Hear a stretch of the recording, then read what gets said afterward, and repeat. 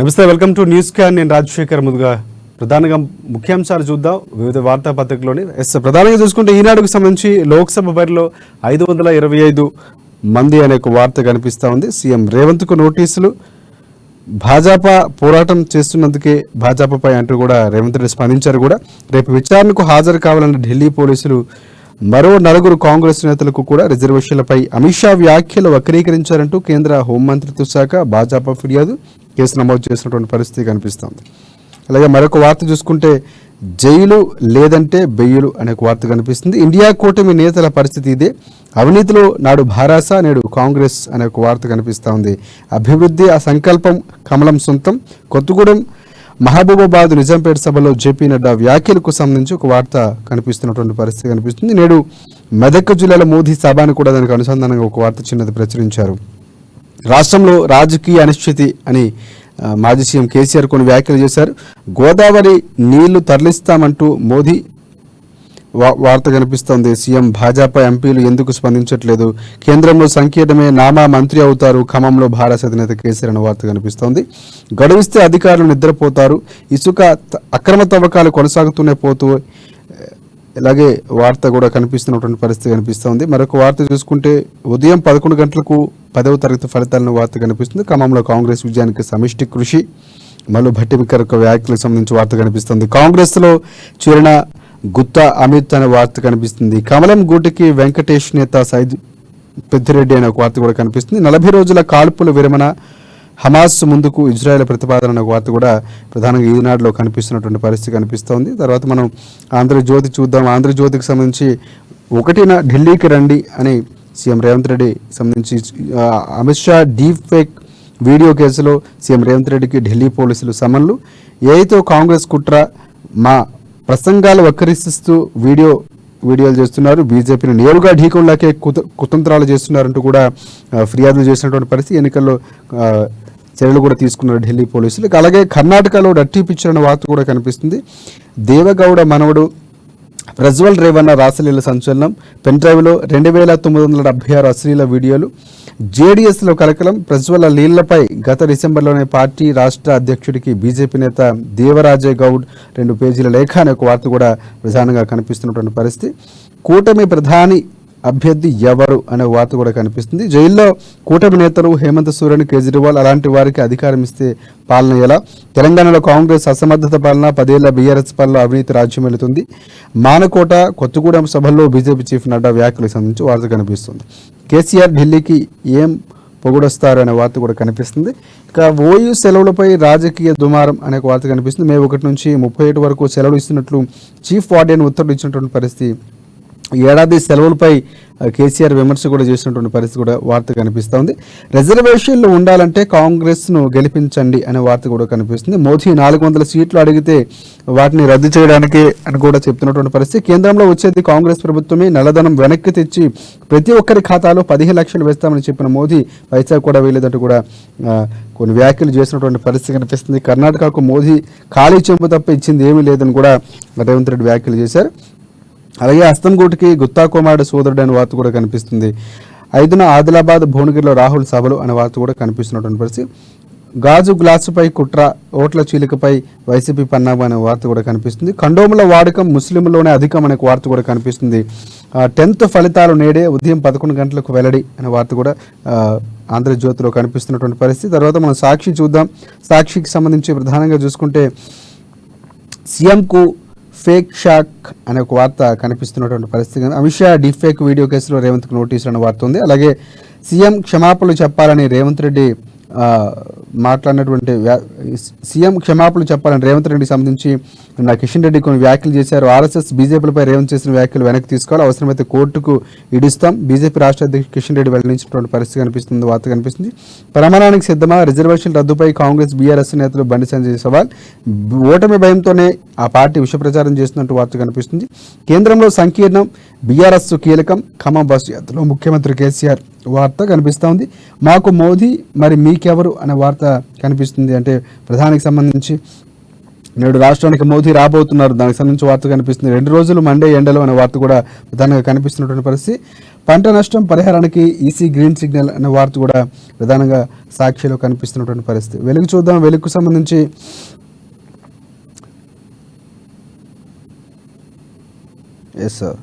వెలుగుకు సంబంధించి 17 ఎంపీ సీట్లు 525 మంది పోటీ అనే వార్త కనిపిస్తుంది. రిజర్వేషన్లపై హీట్, కాంగ్రెస్ బీజేపీల మధ్య మాటల యుద్ధం వార్త కనిపిస్తోంది. నన్ను అరెస్ట్ చేస్తారంటూ కూడా రేవంత్ రెడ్డి నోటీసులకు సంబంధించి స్పందించిన వార్త కూడా కనిపిస్తుంది. ప్రజాసేవ కోసం ఆ దేవుడే నన్ను పంపించిండు, నాకు 2 దేవుళ్ళు, ఒకరు భగవంతుడు, మరొకరు దేశ ప్రజలంటూ మోదీ ప్రచారంలో తనదైన శైలిలో వ్యాఖ్యలు చేసినటువంటి పరిస్థితి కనిపిస్తుంది. వారసత్వ ఆస్తి పన్నుపై పన్ను వేసుడు పరిష్కారం కాదు, ప్రమాదకరం, రాజ్యాంగం ప్రకారం మైనార్టీల సంపద పంచలేరు అనే వార్త కూడా ప్రధానంగా కనిపిస్తుంది. బీజేపీకి వచ్చేవి 200 సీట్ల లోపే, కేంద్రంలో ఇక సంకీర్ణమే, నామా నాగేశ్వరరావు కేంద్ర మంత్రి అవుతారంటూ కూడా కేసీఆర్ కొన్ని వ్యాఖ్యలు చేశారు. నేడు 10th ఫలితాలన్న వార్త కూడా కనిపిస్తూ ఉంది. అబ్బాయిలు ఇంజనీరింగ్ వైపు, అమ్మాయిలు అగ్రి ఫార్మా వైపు అనే వార్త కూడా ఉంది. అలాగే మెహందీ టాటూ ఉంటే నో ఎంట్రీ, మే 7 నుంచి 11 వరకు ఎప్సెట్ అనే వార్త కూడా కనిపిస్తున్నటువంటి పరిస్థితి. చివరిగా మనం అమ్మా పేపర్ చూద్దాం. అమ్మా పేపర్కి సంబంధించి సీతక్క పట్టు, అలాగే కాంగ్రెస్ హిట్టు అనే వార్త కనిపిస్తుంది. ఆదిలాబాద్లో కాంగ్రెస్ కలిసి వస్తున్న సంక్షేమ పథకాలు, వ్యూహాత్మకంగా సీతక్క పనితీరు, 7 నియోజకవర్గాల నేతలతో సమయం పనిచేస్తున్న రేవంత్ మ్యాజిక్, ఆదిలాబాద్పై సీఎంకు ప్రత్యేకమైన ప్రేమ ఉందన్న నమ్మకం, మే 2న ఆసిఫాబాద్కు సీఎం రాక మరోసారి రాబోతున్నారు, ఆ వార్త కనిపిస్తోంది. సీఎం రేవంత్ రెడ్డికి సమన్లు అనే వార్త కనిపిస్తుంది. కొత్తగూడెంలో నడ్డా, అలాగే 3 నెలల్లో బీఆర్ఎస్ కథం అని కూడా హరీష్ ఎవరైతే కడియం శ్రీహరి సంచలన వ్యాఖ్యలు చేశారు, నమ్మించి మోసం చేయడం కేసీఆర్ నైజం అని కూడా ఆయన బయటకు వచ్చిన తర్వాత తన వ్యాఖ్యలు చేస్తున్నారు. కాంగ్రెస్లోకి గుత్తా అమిత్, బీఆర్ఎస్కు షాక్, త్వరలోనే మండలి చైర్మన్ కూడా అనే వార్త కూడా కనిపిస్తున్నటువంటి పరిస్థితి. ప్రధానంగా ముఖ్యంగా ఉన్నటువంటి వార్తాపత్రికల్లో ముఖ్యమైన అంశాలు.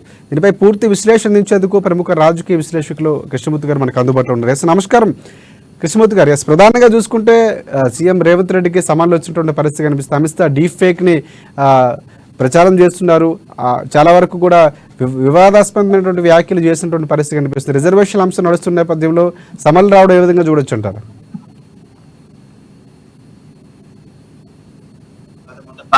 కొద్ది రోజులుగా ఎలక్షన్ ప్రచారంలో అమిత్ షా వీడియోలు మార్పులు చేశారు అని చెప్పేసి ప్రచారం జరుగుతా ఉంది. కానీ కాంగ్రెస్ పార్టీ మాత్రం దాని నిజమైన వీడియోలు అని చెప్పేసి ప్రచారం చేసి దేశ ప్రచారం జరిగింది. వాస్తవానికి సిద్దిపేటలో మాట్లాడిన అమిత్ షా మాట్లాడిన మాటలను కొంత వక్రీకరించి వీడియోలు సోషల్ మీడియాలో పెడతా ఉన్నారు. దాని మీద అంటే దీనికి సకాలంలో బీజేపీ రాష్ట్ర శాఖ దీన్ని అడుగులేదు. వాస్తవానికి రాష్ట్ర శాఖ వైఫల్యం దీంట్లో పూర్తి స్థాయిలో ఉంది. బీజేపీ రాష్ట్ర శాఖ వైఫల్యం. బీజేపీ రాష్ట్ర నాయకులు వెంటనే అమిత్ షా వీడియోలు బయటకు రాగానే దీనికి సంబంధించిన విషయం మీద కొంచెం స్పందించాల్సిన అవసరం. ఢిల్లీ పోలీసులకు బీజేపీ కేంద్ర విభాగం నుంచి కాంప్లైంట్ అందడము, వాళ్ళు ఎఫ్ఐఆర్ నమోదు చేసి కేసు కట్టి గాంధీ భవన్కు వచ్చి నోటీస్ సర్వ్ చేసిన వరకు కూడా బీజేపీ రాష్ట్ర నాయకులకు సోయలేదు. ఒక మాట చెప్పాలి, బీజేపీ రాష్ట్ర నాయకులు అసలు దాని గురించి అసలు మాట్లాడే పరిస్థితులు లేవు. ఎంతసేపు ఖండిస్తా ఉన్నారు, గ్రహిస్తా ఉన్నారు, కానీ అసలు వాటిని అనేది ఫ్యాక్ట్ ప్రజల ముందు పెట్టేది మాత్రం వాళ్ళు ఎక్కలేదు. అవసరమైతే బీజేపీకి ప్రచార ప్రసార మాధ్యమాలు, సామాజిక మాధ్యమాలు అతి దగ్గరగా ఉన్నాయి. అసలు అమిత్ షా ఏం మాట్లాడాడు, వీడియో ఏం సబ్జెక్ట్ అవుతుంది అనే విషయాన్ని కొంత ప్రచారం చేయాల్సిన అవసరం. కాంగ్రెస్ పార్టీ తిప్పికొట్టాలంటే, తప్పుడు ప్రచారం తిప్పికొట్టాలంటే కొంత రాష్ట్ర కొంత ఇనిషియేటివ్ తీసుకోవాల్సిన అవసరం, తీసుకోలేదు. కాబట్టి ఇప్పుడు ఈ నోటీసులు వచ్చాయి. వచ్చే సమయంలో ఒక సీఎం కు పోలీస్ నోటీస్ చేయడం అనేది కొంత ఇది కూడా ప్రధాన ప్రచారాంశంగా మారబోతుంది. ఈ ప్రచారాంశంలో ముఖ్యంగా అంటే రేవంత్ రెడ్డిని టార్గెట్ చేసుకొని బీజేపీ కుట్రలు చేస్తుందని కొంత ప్రచారం జరిగే అవసరం ఉంది. కాంగ్రెస్ పార్టీ ఇదే రకంగా చేయదు. ఇప్పటికే రేవంత్ రెడ్డి చెప్పాడు, నేను పూర్తి స్థాయిలో ఢీకొట్టేందుకు సిద్ధంగా ఉన్నా, బీజేపీ గ్రాఫ్ తగ్గుతుందని నేను చెప్పదలుచుకున్నాను. కాబట్టి నా మీద పోలీసులతోటి కేంద్ర హోంమంత్రి అమిత్ షా కొన్ని కుట్రలు చేస్తారని చెప్పేసి ఆయన కర్ణాటక ప్రచారంలో చెప్పారు. ఇదే అంశాన్ని రాబోయే కాలం అంటే బీజేపీ కుట్రలు అంటే నిన్నటి వరకు ఈడీ సిబిఐని దుర్వినియోగం చేసిన కేంద్రం అన్నారు. ఇప్పుడు ఢిల్లీ పోలీసులు కూడా దుర్వినియోగం చేస్తుందని చెప్పే ప్రచారం జరగబోతున్నాయి. దీనికైనా ఇప్పుడు ఢిల్లీ మన రాష్ట్ర శాఖ బీజేపీ కానీ కేంద్ర బీజేపీ కానీ ఏ రకంగా చర్యలు తీసుకుంటుంది, ఏ రకంగా ఈ ప్రచారాన్ని నిర్వహిస్తుంది, ఈ ప్రచారానికి తిప్పికొడుతుంది అన్న విషయాన్ని వేర్చూడాల్సిన అవసరం ఉంది. ముఖ్యంగా అంటే రిజర్వేషన్ల అంశం విషయంలో అటు ఆర్ఎస్ఎస్ చీఫ్ తో సహా ముందుకు రిజర్వేషన్ మేము ముట్టుకోము, రిజర్వేషన్ తరలించలేము, రిజర్వేషన్ తరలి అది మా సిద్ధాంతం కాదు, మా విధానం కాదు అని చెప్పారు. అయినప్పటికీ కాంగ్రెస్ పార్టీ బలంగా వెళ్తారు ప్రజలు. నిన్న కూడా సీఎం రేవంత్ రెడ్డి అదే విషయాన్ని చెప్పారు కర్ణాటక మీటింగ్ లో. బీజేపీకి 400 సీట్లు ఇస్తే రిజర్వేషన్ పోతాయి, మీకు రిజర్వేషన్ కావాలా బీజేపీ కావాలా తెలుసుకుని అని చెప్పి ప్రజలకు పిలిపించారు. తప్పుడు ప్రచారం ద్వారా బీజేపీని కొంత నిర్వహించేందుకు కాంగ్రెస్ పార్టీ ప్రయత్నం చేస్తుంది. ఇప్పటివరకైతే సక్సెస్ అయింది కాంగ్రెస్ పార్టీ. రిజర్వేషన్ విషయంలో బీజేపీ మీద చేస్తున్న ప్రచారంలో కొంత కాంగ్రెస్ పార్టీ సక్సెస్ అయింది. పరిణామాలు ఢిల్లీ పోలీసులు రావడము, నోటీసులు ఇవ్వడము, సీఎంతో సహా రేపు విశాఖ రావడం, పోవడం ఇవన్నీ చూస్తా ఉంటాయి.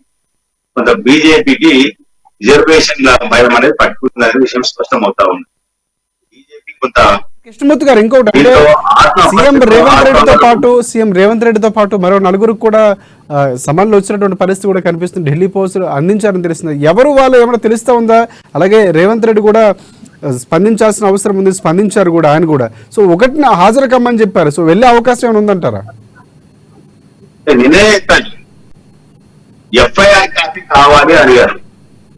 ఢిల్లీ పోలీసులు ఓన్లీ సిఆర్పిసి కింద నోటీస్ తీసుకొచ్చారు కాబట్టి ఎఫ్ఐఆర్ కాపీ ఎఫ్ఐఆర్ కాపీ పంపిస్తామని చెప్పారు. అయితే కాంగ్రెస్ పార్టీ లీగల్ అడ్వైజర్ కొంతమంది చెప్పారు ఏంటంటే పోలీసులకు అక్కడే స్పష్టం చేశారు, మాకు ఎఫ్ఐఆర్ కాపీ అందిన 15 రోజుల తర్వాత మేము విచారణకు హాజరవుతాము. యాజ్ పర్ పోలీస్ యాక్ట్ లా ప్రకారం, చట్ట ప్రకారంగా మాకు హక్కు ఉన్నది, మాకు వెసులుబాటు ఉంది. ఎఫ్ఐఆర్ కాపీ మాకు తెచ్చిన తర్వాత 15 రోజులకు వచ్చే విచారణ ఇప్పుడు మేము వస్తాం, అప్పటిదాకా మేము రామని చెప్పి స్పష్టం చేశారు. రేపు వెళ్లే అవకాశాలు లేవు. ఎందుకంటే రేవంత్ రెడ్డి ఎన్నికల ప్రచారంలో బిజీ షెడ్యూల్ లో ఉన్నారు, బిజీగా ఉన్నారు ప్రచారం. కాబట్టి ఆయన ఢిల్లీకి వెళ్ళడం అనేది ఇప్పట్లో సాధ్యం కాదు. దీన్ని అంటే లీగల్ ఎక్స్పర్ట్స్ చూసుకుంటున్నారు కాబట్టి కాంగ్రెస్ పార్టీ లీగల్ విభాగం ఆ కేసును టేక్ ఓవర్ చేసి చూసుకుంటారు కాబట్టి వాళ్ళు అవసరమైతే ఢిల్లీ పోలీసులకు సమాచారం ఇస్తారు. ఢిల్లీ పోలీసులకు వాళ్ళు చెప్తారు అంటే మీరు ఎఫ్ఐఆర్ కలిపి ఇవ్వాలి, ఇచ్చిన తర్వాత దాని గురించి మేము పరిశీలించి మేము కూడా లీగల్ ఒపీనియన్ తీసుకొని మేము కూడా లీగల్ గా ఎలా ముందు ప్రొసీడ్ కావాలి అనే విషయాల్లో మేము నిర్ణయం తీసుకోవాల్సిన అవసరం అని చెప్పే అవకాశం ఉంది. కృష్ణమూర్తి గారు ఇంకొక అంశం తీసుకుందాం. ఇంకొక అంశం ప్రధానంగా చూసుకుంటే గుత్తా అమిత్ రెడ్డి, గుత్తా సుఖేందర్ రెడ్డి కుమారుడు జాయిన్ అయినటువంటి పరిస్థితి. శాసన మండలి చైర్మన్ గా గుత్తా సుఖేందర్ రెడ్డి ఉన్నారు.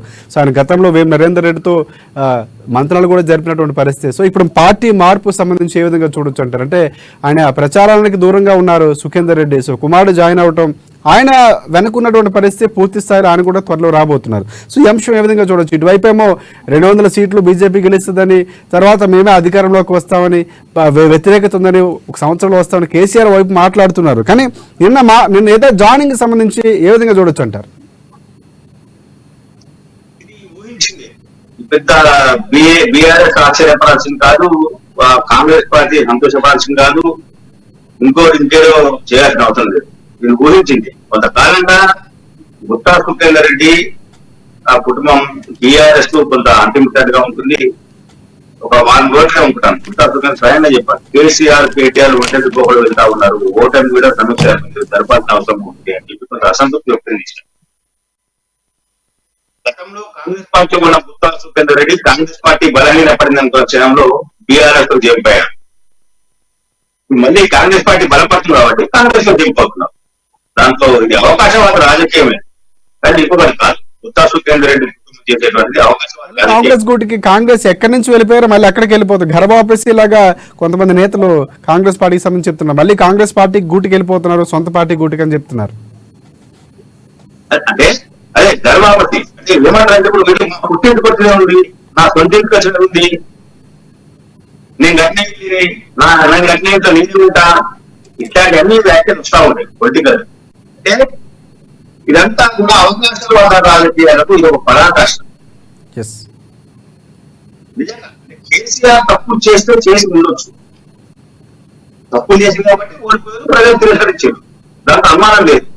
ప్రజాతీర్పు కూడా కేసీఆర్ వ్యతిరేకంగా వచ్చింది కాబట్టి ఆయన తప్పు చేశారు. కానీ నిన్నటి వరకు కాంగ్రెస్ పార్టీని దూషించి నిన్న వరకు కాంగ్రెస్ పార్టీలో లేదా తూర్పాన పట్టినటువంటి వాళ్ళందరూ కూడా మళ్ళీ ఇప్పుడు కాంగ్రెస్ పార్టీలోకి అంటే ఎవరైనా సరే ఏ పార్టీ ఏ విత్తనాయకుడు కాంగ్రెస్ పార్టీ కానీ బీజేపీ కానీ ఇంకేమన్నా కానీ ఎవరైనా సరే మళ్ళీ అక్కడికే వస్తుందంటే కేవలం పదవి కాంక్ష. నల్గొండ ఎంపీగా ఉన్న సమయంలో ఆ ఎంపీ పదవి అంటే గడువు ముగుస్తున్న సమయంలో ఆయన గుత్తా సుఖేందర్ రెడ్డి బీఆర్ఎస్ చేరారు. కొంతకాలం మంత్రి కావాలనుకున్నారు, ఎమ్మెల్సీ మంత్రి కావాలనుకున్నారు, కొంత ఆలోచన చేశారు. చివరకు కేసీఆర్ ను ప్రశ్న చేసుకొని ఆయన మండలి చైర్మన్ అయ్యారు ఎమ్మెల్సీ. ఆ తర్వాత బాణి నిన్న అసెంబ్లీలో జరిగినటువంటి అసెంబ్లీ ఎన్నికల్లో బీఆర్ఎస్ వెళ్తుంటే గుత్తా సుఖేందర్ ఎవరు కూడా వచ్చేవాళ్ళు కాదు కాంగ్రెస్ పార్టీ. ఎస్ కృష్ణమూర్తి గారు, అంటే గుత్తా సుఖేందర్ కూడా డైరెక్ట్ గా ఆయన రావచ్చు, కానీ కేవలం పదవిలో ఉన్నారు, అది ముగిసిన తర్వాతే రాబోతున్నారు, అందుకే ముందు కోర్టును పంపించారు అనుకోవచ్చు మనం. అవును, అంటే గడువు ముగియాలి. ఇప్పుడు ఓకే కాంగ్రెస్ వచ్చింది అనుకోండి, ఆయన వర్తింపు కాలేదు. ఈ లోపల కొడుకు పంపించి ఒక వ్యక్తులు ఆయన రిజర్వ్ చేసుకున్నారు. కొడుకును పంపించి వ్యక్తులు చేస్తున్నారు. కొడుకు కూడా నిన్నటి వరకు బీఆర్ఎస్ యువనేతగా చరమణి అయ్యారు. బీఆర్ఎస్ యువనేత చరమణి అయ్యారు. ఇలా బీఆర్ఎస్ కొంత ప్రభావం తగ్గింది కాబట్టి మళ్ళీ కాంగ్రెస్ తో దీంట్లో రేపు మళ్ళీ మీరు ఇల్లు ఉంటున్నారంటే కూడా రేపు కాంగ్రెస్ పార్టీకి పొరపాటున బలహీన పడితే మళ్ళీ ఇంకో పార్టీకి వెళ్తారు. మనం చూస్తున్నాం ఒక్కొక్క 4 పార్టీలు 5 పార్టీలు 6 పార్టీలు మాట్లాడే సంఘటన ఉన్నాయి. 6 పార్టీలు ఎన్నిసార్లు మాట్లాడే నాయకులు కూడా మన తెలంగాణలో ఉన్నారు. ఎన్నిసార్లు రైట్ రైట్ కృష్ణమూర్తి గారు, ఇంకొక నిమిషం మాట్లాడదాం. సో ఇంత పార్టీ నుంచి జనాలు వెళ్ళిపోతున్నా మళ్ళీ కేసీఆర్ అదే ప్రగల్భాలు పలుకుతున్నారు. సో నేను కొన్ని మాట్లాడినటువంటి మాటలు బీజేపీకి 200 సీట్లు వస్తాయి, సో ఖచ్చితంగా సంకీర్ణ ప్రభుత్వం ఏర్పడబోతుంది, ఆ ప్రభుత్వం చాలా కీలకంగా ఉండబోతుంది, నామా నాగేశ్వరరావుకి కేంద్ర ప్రభుత్వం కేంద్రం మంత్రి అవ్వబోతున్నారంటూ కూడా చిన్న చెప్పినటువంటి పరిస్థితి కనిపిస్తుంది. మీరు వినే ఉంటారు. సో దాన్ని ఏ విధంగా చూడొచ్చు అంటారు? అసలు బీజేపీకి 200 సీట్లు వస్తాయా, యూపీఏ 300 సీట్లు వస్తాయా తప్ప పక్కకు వెళ్ళడం. ఇండియాకి 300 సీట్లు వస్తాయా, బీజేపీకి 200 సీట్లు వస్తాయా పక్కకు పెట్టడం. అసలు ఈయన ఏ కూటమిలో ఉన్నాడు కేసీఆర్ తీసుకోవడానికి? ఈయన వచ్చే 2-3 సీట్లు ఎవరికి ఉపయోగపడతాయి అది ఆలోచించాలి. ప్రజలు దాని గురించి ఆలోచన చేస్తున్నారు. కేసీఆర్ వచ్చేటి 2-3 సీట్లు వస్తే పొరపాటున వస్తే అవి కూడా రావాలని చెప్పేసి కాంగ్రెస్ పార్టీ బీజేపీ చెప్తా ఉన్నాయి. ఇంతవరకు అప్పుడు ప్రజలు నిర్ణయిస్తారు. ఆ పార్టీ ఈ పార్టీ చెప్తారా, ప్రజలు నిర్ణయిస్తారు, ప్రజలు నిర్ణయిస్తారు. కానీ ఒకవేళ వస్తే 2-3 సీట్లు ఈయన ఏం చేయబోతారు కేంద్రంలో? గతంలో కేసీఆర్ స్వయంగా కేంద్ర మంత్రిగా ఉన్నారు. 19 సమావేశానికి వెళ్ళిరా? ఇదే సిపిఎం నేత కేసీఆర్ ఇక్కడ అడిగింది లోక్సభలో. ఈయన పోయినా కేంద్ర మంత్రిగా ఉండి గురుదాస్ దాస్ గుప్తా మాట్లాడితే కేసీఆర్ రావట్లేదు, ఆయన మీద చర్యలు తీసుకోవాలి, ఆయన డిస్మిస్ చేయాలని చెప్పేసి పార్లమెంట్ లో పట్టుపట్టినా లేదా? అంటే ఏమి చేస్తారు?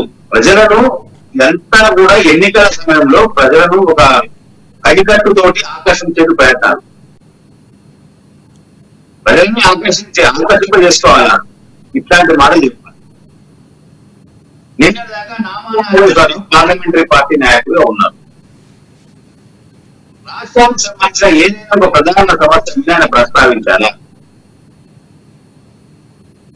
ఏదైనా ఒక నామా ప్రస్తావించిన అంశము రాష్ట్ర స్థాయిలో చర్చకు అప్పుడే అధికారులు కేసీఆర్ చర్చకు తీసుకొచ్చిరా, చర్చ పెట్టిరా, రాష్ట్రంలో చర్చ జరిగిందా నామా నాయకులు పార్లమెంట్ లో ప్రస్తావించిన అంశాల మీద? ఇది గమనించాల్సి వస్తుంది.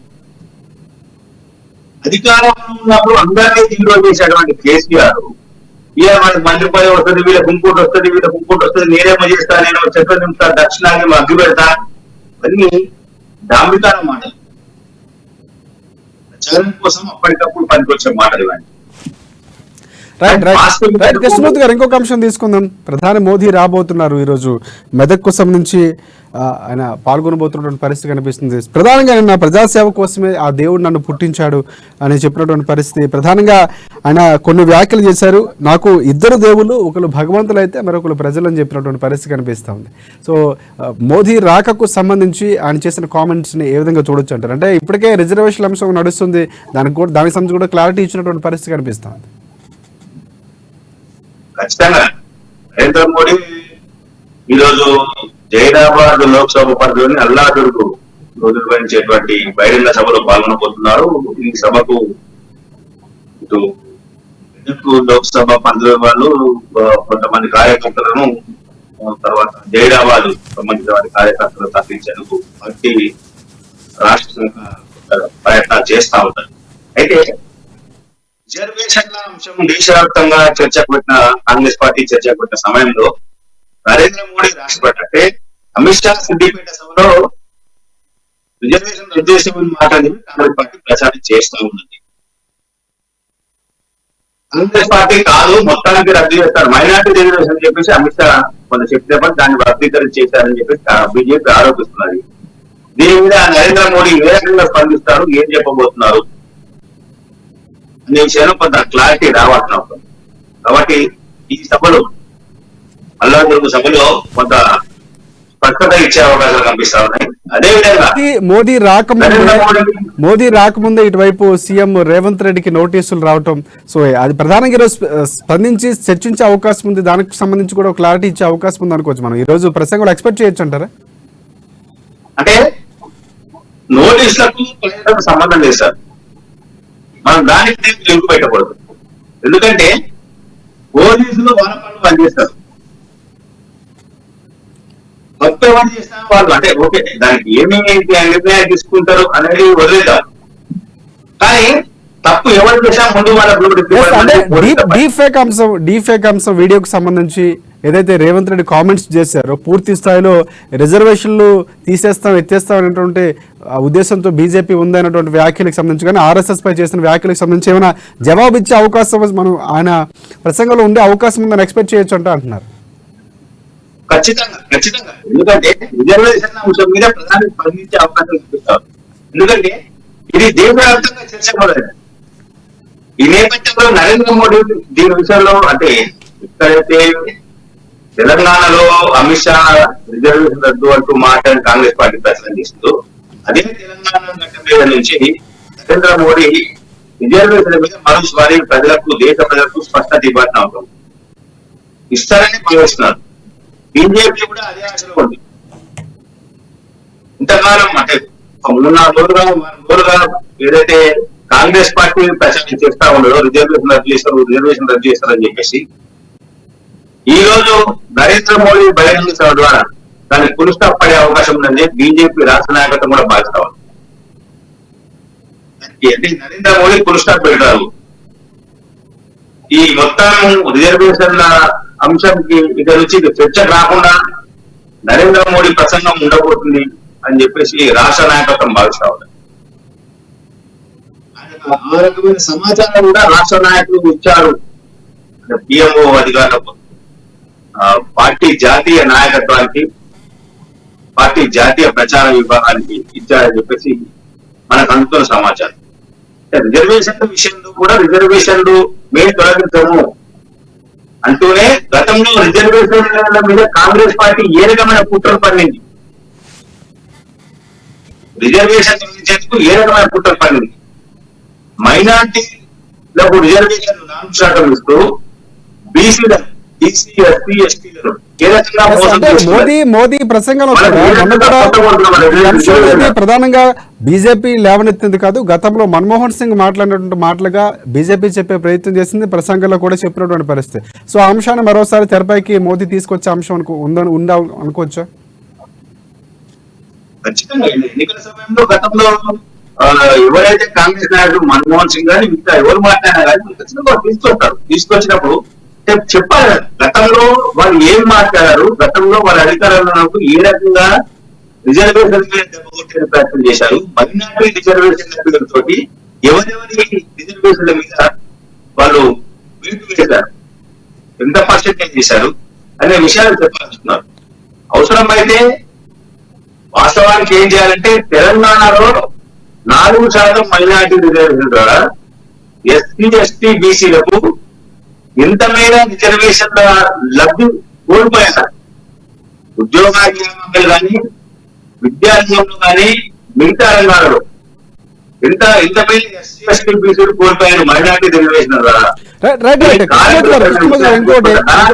ఇంకొక అంశం మనం ప్రధానంగా చూసుకుంటే ఓవైసీకి సంబంధించి ఖండోముల వాడకం ముస్లింలోనే అధికంగా ఉంది. అది నేను చెప్తున్నటువంటి మోదీ విమర్శలకు అసదుద్దీన్ ఓవైసీ జవాబు చెప్పినటువంటి పరిస్థితి, ఇలా చెప్పడానికి సిగ్గుపడటం లేదని కూడా చెప్పినటువంటి పరిస్థితి కనిపిస్తుంది. కుటుంబ నియంత్రణకు సంబంధించి, జనాభాకు సంబంధించి కొన్ని అంశాలు ప్రస్తావించిన నేపథ్యంలో ఓవైసీ స్పందించారు. సో ఆ అంశాలు కూడా మోదీ ప్రసంగం ఉండే అవకాశం కనిపిస్తుంది. అంటే ముస్లిం సంబంధించినటువంటి ఏదైతే ఓవైసీ సంబంధించి వ్యాఖ్యలు ఏ విధంగా చూడొచ్చు అంటారు? మనకి చివరి అంశంగా తీసుకున్న సమయం మనకి 2 నిమిషాలు ఉంది. చెప్పాలంటే పూర్తిగా ఏం చెప్తారు?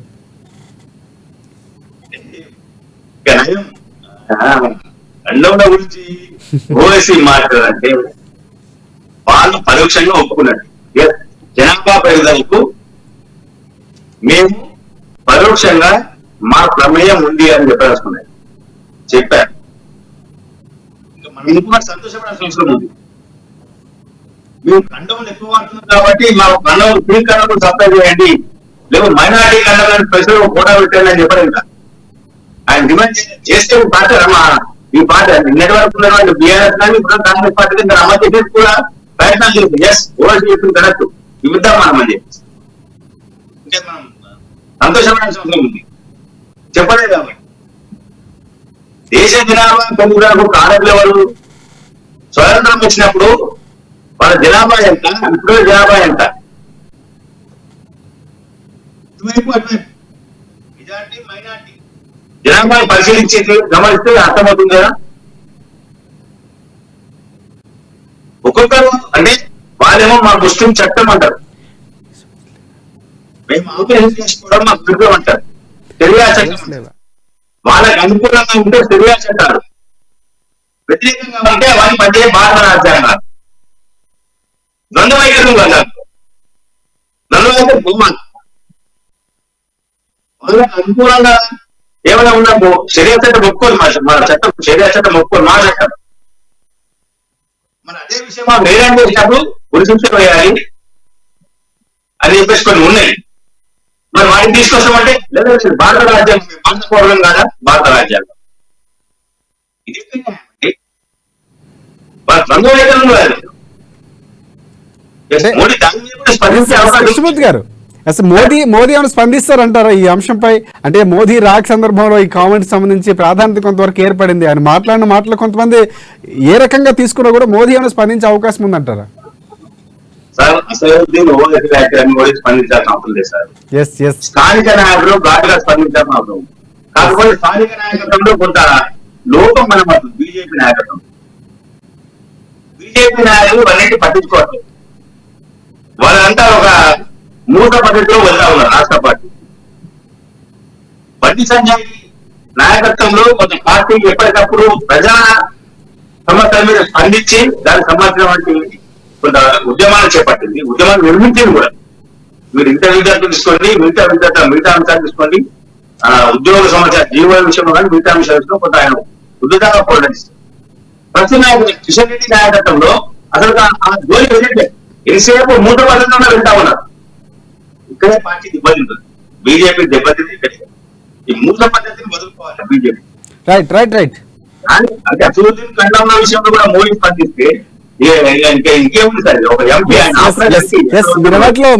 పూర్తి స్థాయిలో నాయకులుగా ఎంపీ మన రాష్ట్రంలో 15 మంది అంత ప్రాధాన్యత ఇవ్వాల్సిన అవసరం లేదంటారు.